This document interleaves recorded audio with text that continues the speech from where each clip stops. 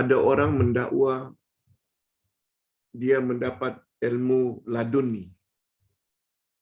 Ada orang mendakwa dia mendapat ilmu laduni. Apa itu ilmu laduni, Pak Ustaz? Betulkah ia khas milik Nabi saja?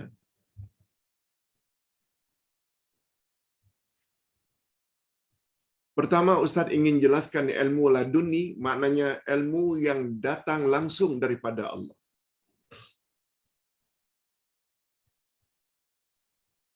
Ladun itu maknanya sisi. Yang dimaksudkannya ilmu yang datang dari sisi Allah.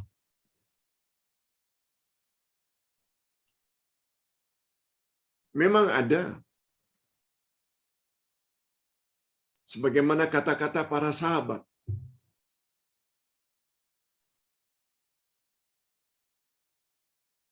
Ilmu datang sendiri.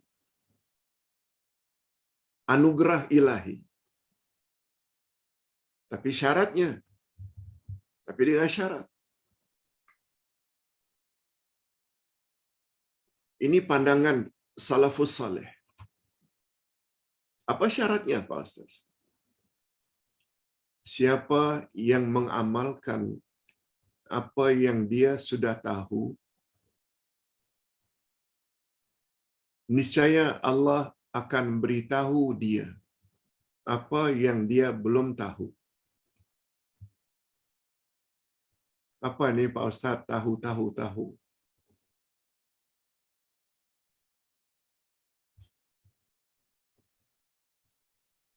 Siapa yang mengamalkan apa yang dia sudah tahu, diamalkannya. Dia tahu fadilat tahajud, dia amalkan. Dia tahu fadilat bangun sepertiga akhir malam untuk qiyamul lail, tahajud dan witir. Dia tahu fadilat membaca Al-Quran. Dia tahu fadilat puasa 6. Dia tahu fadilat puasa Senin dan Kamis. Lalu diamalkannya.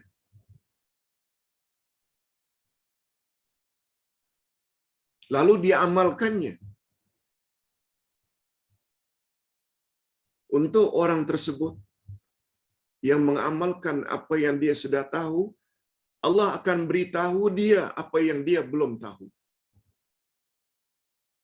Itu yes.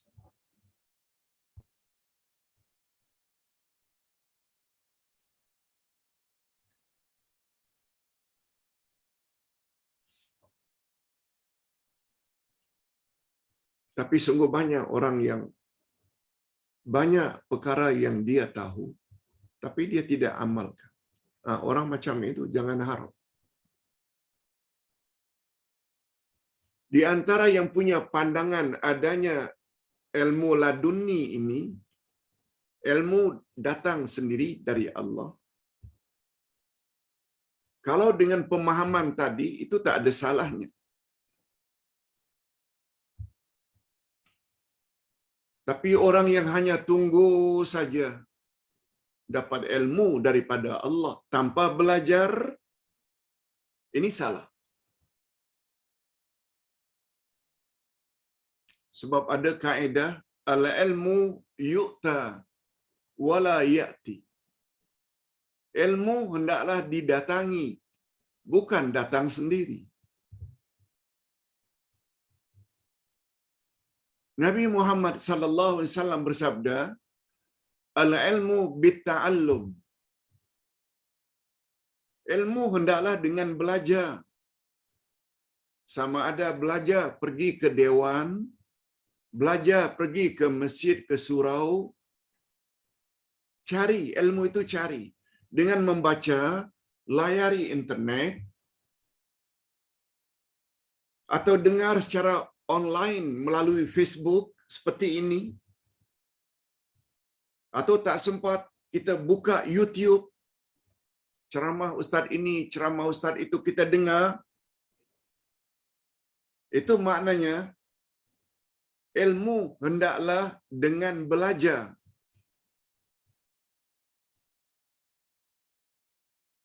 Ilmu hendaklah didatangi, bukan ilmu datang sendiri.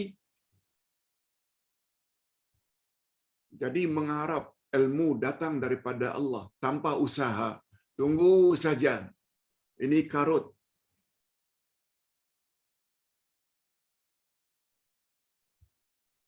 Lain halnya para nabi.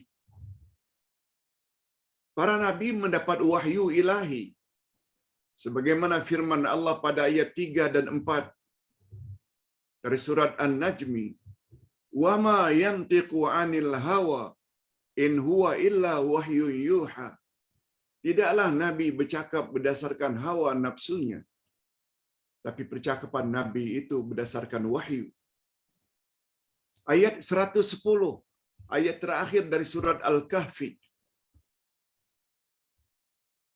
Qul innama ana basyarum mislukum yuha ilayya annama ilahukum ilahu wahid. Katakan hai Muhammad kepada umatmu, aku adalah manusia biasa seperti kamu. Hanya saja kepadaku diturunkan wahyu. Dan Tuhanmu adalah Tuhan yang Maha Esa. Nabi lain. Nabi diajar oleh Allah. Malah Nabi Muhammad malah tidak dapat membaca, tidak dapat menulis. Allah yang ajar. Itu spesial untuk Nabi. Kita yang bukan bertaraf Nabi mesti belajar.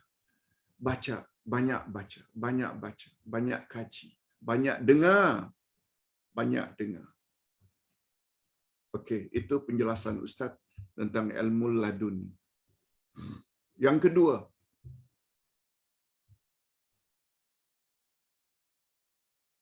seorang ibu tunggal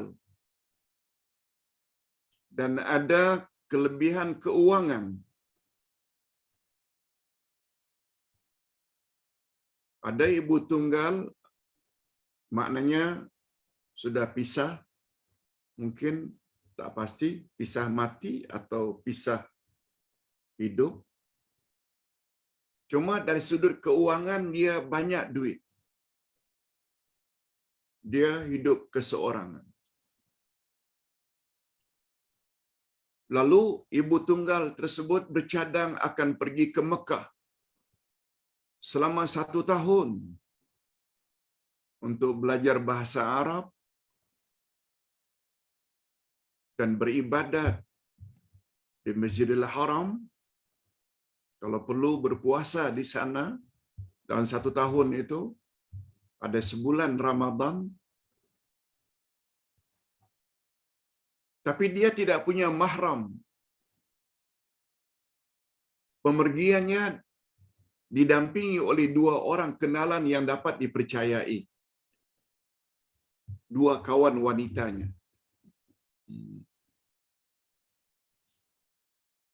Dan di Mekah dia ada kenalan yang boleh mengurus tempat tinggalnya. Persoalannya Pak Ustaz, dia ibu tunggal, tidak ada tanggungan, duit pula banyak. Bercadang ingin tinggal di Mekah selama 1 tahun. Matlamatnya supaya beribadat banyak dalam Masjidil Haram, dapat berpuasa dalam bulan Ramadan. Di samping itu juga ingin belajar bahasa Arab. Pemergiannya diikuti 2 orang wanita yang dipercayai untuk mendapat belajar bahasa Arab, tempat tinggal di sana, ada yang mengurus. Boleh tak Pak Ustaz? Hadirin dan hadirat, tentang pemergian jauh mesti ada mahram, semua kita tahu.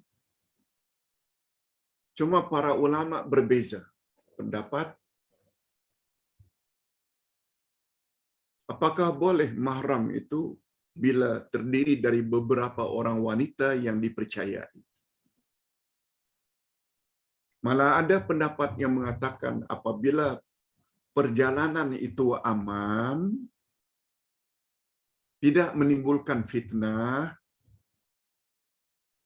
apalagi ada tujuan untuk umrah ke atau haji ke,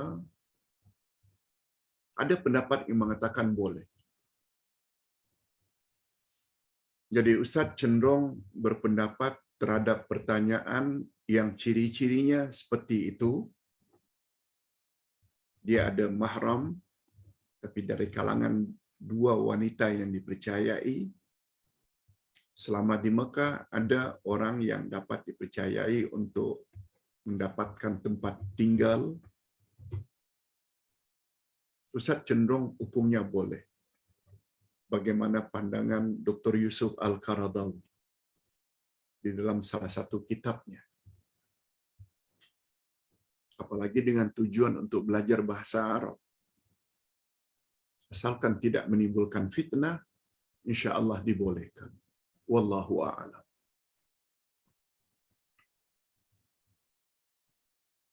Yang ketiga, yang terakhir.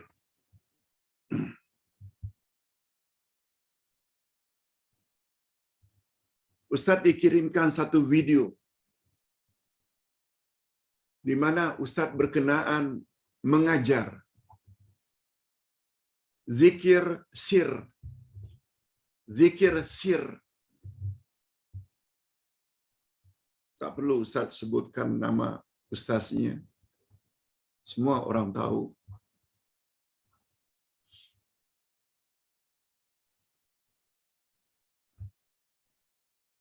Yang mustahak. Ciri-ciri zikir sir yang dimaksudkan. Habis salat subuh, berzikirlah dalam hati. Itu maknanya sir, dalam hati. Kata beliau, bukan berzikir dengan perlahan-perlahan. Walaupun makna sir itu perlahan-perlahan. Seperti sabda Nabi. Salat malam, bacaan jahar, 2 rakaat pertama maghrib, 2 rakaat pertama salat isya, kedua-dua rakaat salat subuh, itu jahar. Rakaat terakhir, rakaat ketiga maghrib, itu sir. 2 rakaat terakhir isya, sir. Maknanya baca tapi perlahan. Didengar oleh telinga sendiri. Oleh ustaz berkenaan, bukan itu maksudnya. Mulut tidak bergerak langsung. Lidah tidak bergerak langsung. Dalam zikir sir ini, ketentuannya habis subuh,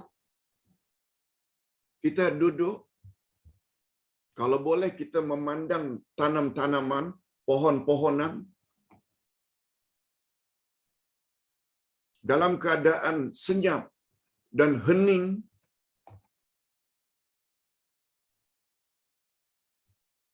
mulut jangan dibuka,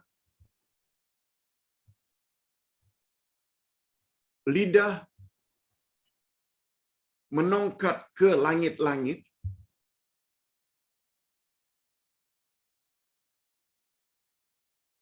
tanpa menyebut apa-apa. Lidah menongkat ke langit, langit-langit maksudnya, dalam mulut. Hati menyebut La ilaha illallah, La ilaha illallah, La ilaha illallah. Bukan diucap, tidak diucap. Hanya dalam hati saja. Lakukan sebanyak 100 kali.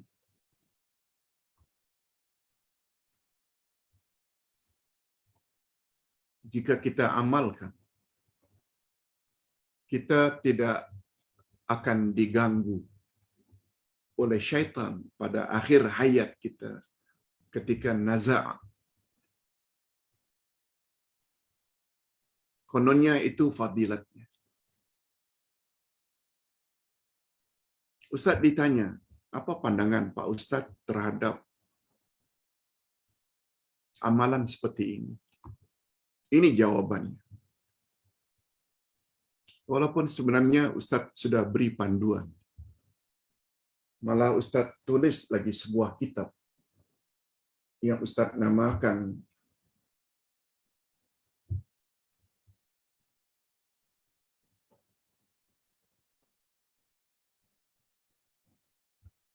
"12 Panduan Ibadat". 12 panduan ibadat. Hadirin dan hadirat, Ustaz sangat harapkan para jemaah tolong baca buku tersebut. Ibadat ni ada panduan. Bukan 1, 2, 12. Bila kita faham 12 panduan, tak akan timbul pertanyaan seperti ini.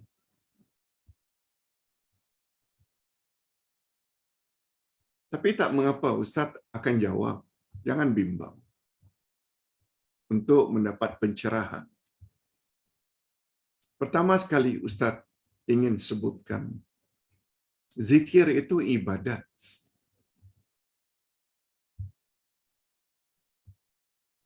Dan ibadat itu mesti ikut apa yang Rasul buat atau apa yang Rasul suruh. Berzikir subhanallah, alhamdulillah, Allahu akbar 33 setelah habis salat. Ada tak? Ada. Amalkan. Zikir yang sama subhanallah, alhamdulillah, Allahu akbar 33 sebelum tidur. Dia dapat menguatkan jasmani awak. Ada dalil tak? Ada. Buat. Bila akan keluar rumah, baca bismillah tawakkaltu 'ala Allah la haula wala quwwata illa billah. Baca sebab dalilnya ada.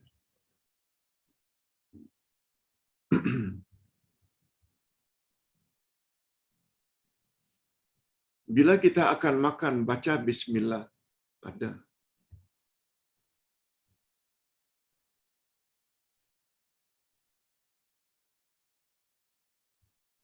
Salat duha, salat tahajud, salat witir, salat taubat.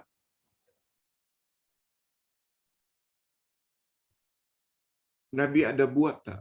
Atau Nabi pernah tak anjurkan? Ada. Nah, buat. Qabliyah, ba'diyah.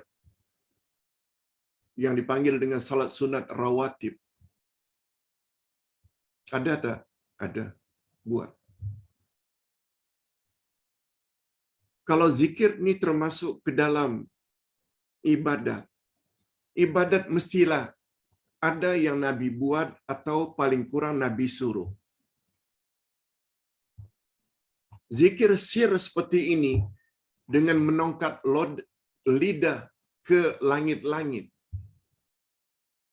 Dalam hati saja. La ilaha illallah. La ilaha illallah. Jangan diganggu. Kalau ada yang mengganggu, awak kena mula lagi dari awal. Fadilatnya ini dan itu. Semua itu perkara ghaib. Tidak ada satu hadis pun dibawa. Sepintas lalu, ajaran itu mengarut. Tidak datang dari Nabi sallallahu alaihi wasallam.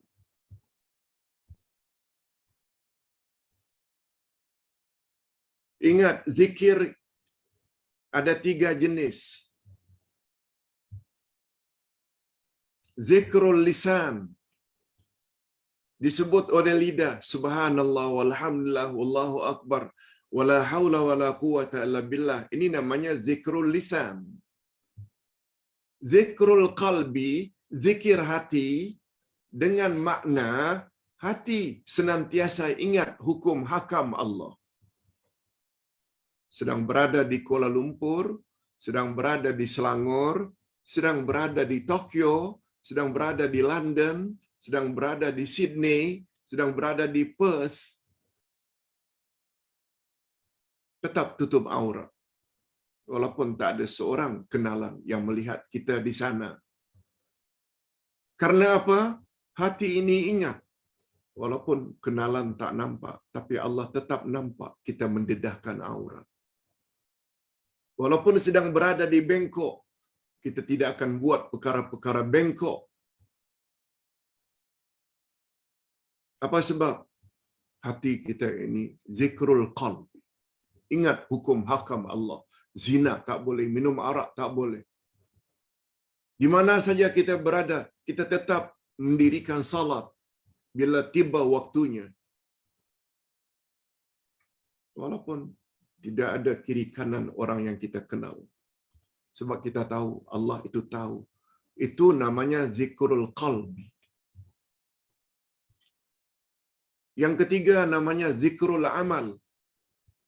Kita attend kelas, ini amal kita. Kita berdakwah, ini amal kita. Kita salat, kita puasa, kita zakat, kita haji, kita umrah, kita tawaf. Itu semuanya amal kita.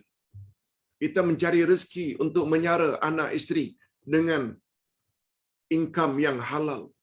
Lagi diberkati Allah. Itu semuanya zikrul amal. Kalau kita menjadi pedagang kedai runcit, kita tidak akan main timbangan. Sebab kita tahu, apa yang kita buat, Allah tahu. Kemanapun kita berada, ketika berada di khalayak ramai, tetap akan menutup aurat. Itu namanya zikrul amal. Tak ada yang zikir hati, yang dengan menongkat lidah ke langit-langit, lalu ingat la ilaha illallah, lalu fadilatnya ini. Jawaban dari ustaz, semua itu tidak ada dalil dari Nabi sallallahu alaihi wasallam. Tolong abaikan pandangan seperti itu. Ustaz kira